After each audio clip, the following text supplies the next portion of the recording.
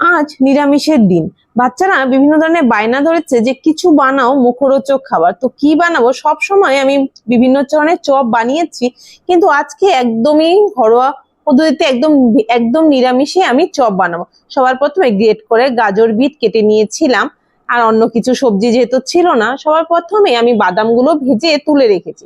কড়াইতে তেল দিয়ে 5 ফোড়ন দিয়ে এবার দিয়ে নিয়েছি আদা কাঁচা লঙ্কা কুচিটা ভালোভাবে কষিয়ে নিয়ে এবার একে গাজর বিট গুলো দিয়ে একটু নুন হলুদ দিয়ে ভালোভাবে কষিয়ে নিয়েছি।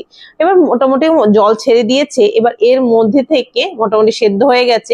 এবার একটা গ্রেট করে আলু, আমি সেদ্ধ আলু সেখানে দিয়ে ভালোভাবে নাড়াচাড়া করে নিয়েছি।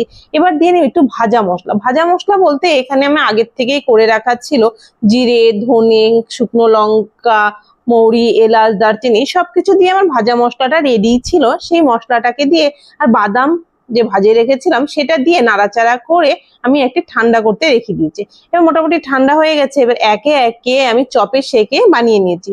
এবার একটি বোলের মধ্যে ময়দা, সামান্য একটু নুন, আর একটি পাত্রের মধ্যে ময়দা আর একটার মধ্যে ব্রেড ক্রাম্ব দিয়েছি।